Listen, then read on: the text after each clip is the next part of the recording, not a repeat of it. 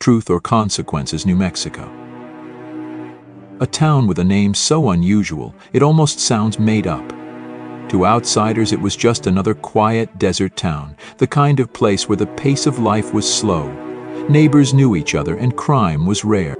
But beneath that calm surface, a horror unlike anything the town or the nation had ever seen was taking place.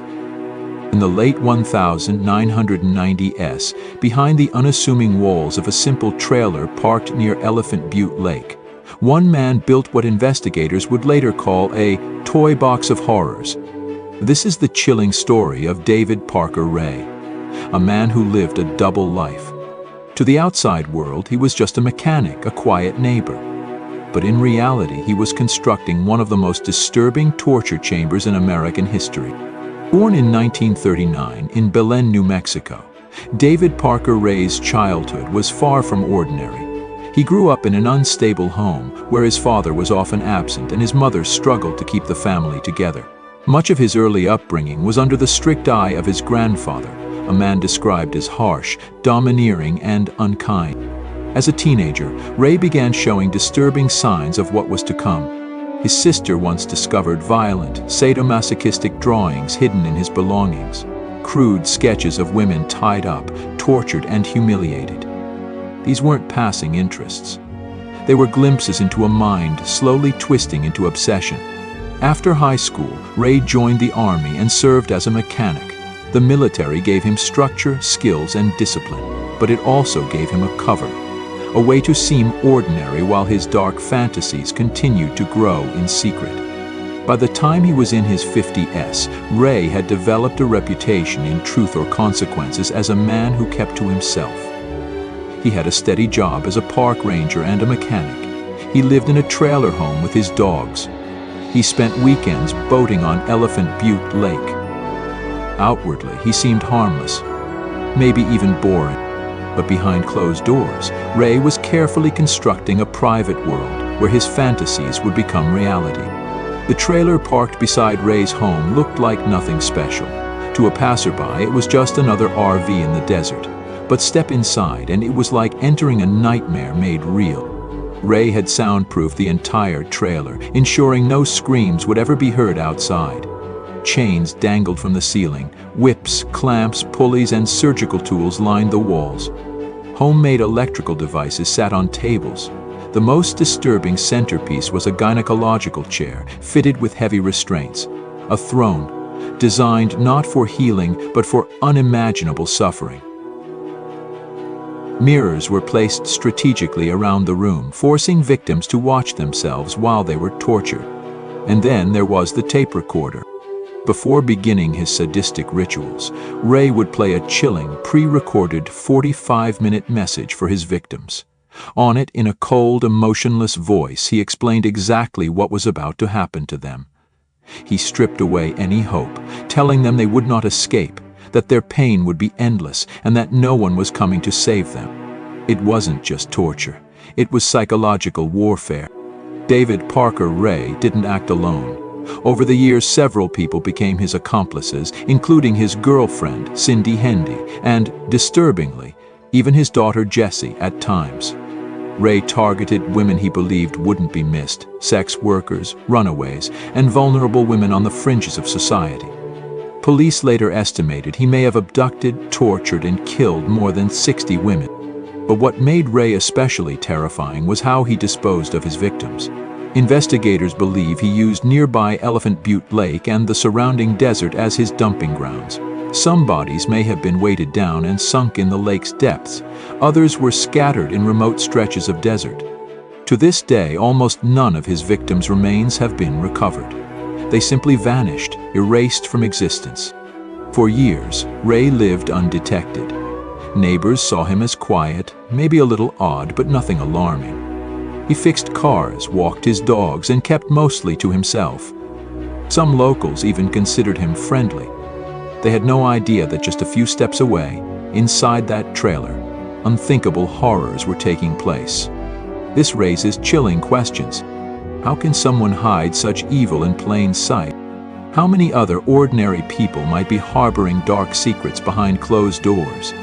For Truth or Consequences, a town that once prided itself on being peaceful, the truth would soon shatter that image forever. In March 1999, everything changed. Ray had abducted a 22-year-old woman named Cynthia Vigil. For 3 days, she was chained, drugged, and tortured inside the toy box. But unlike so many before her, Cynthia refused to give up hope. Her chance came when Cindy Hendy, Ray's girlfriend and accomplice, left the keys unattended. Cynthia managed to grab them, free herself, and in a desperate struggle, stabbed Hendy with an ice pick before fleeing. Naked, bloody, and chained, Cynthia ran through the desert streets until she found help. She flagged down a motorist who immediately called the police. That moment, a single victim's will to survive, was what finally brought David Parker Ray's reign of terror to an end. When police entered Ray's trailer, even hardened investigators were shaken. The scene inside looked like something from a horror film. Every wall, every corner of the toy box revealed just how methodical, how obsessed Ray had been with torture.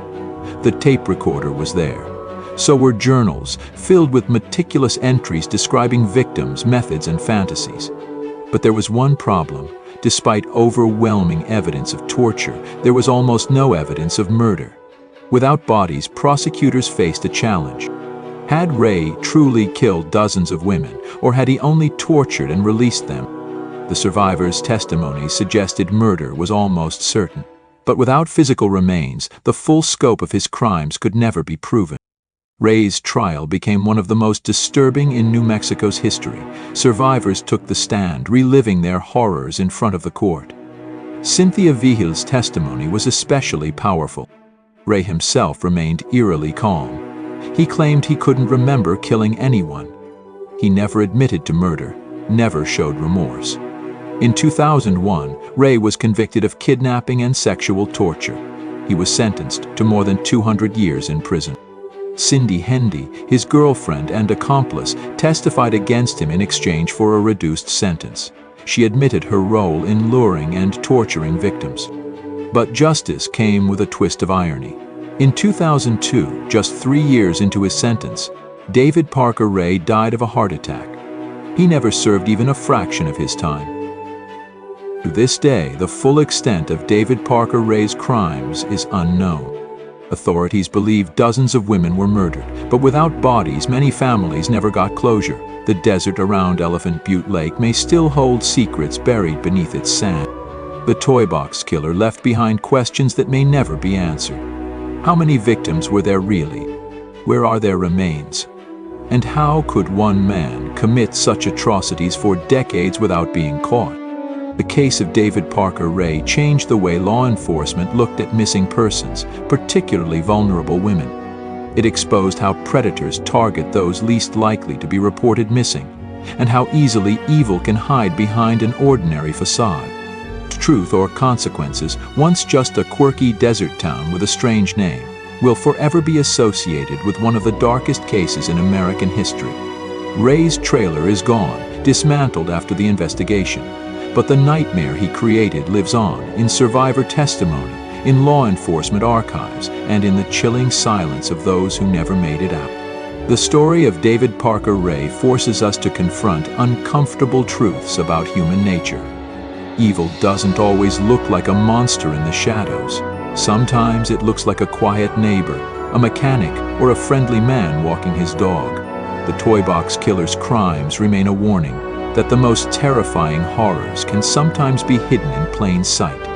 And perhaps the most haunting question of all, how many more David Parker Rays are out there, waiting quietly among us, waiting for the world to look away?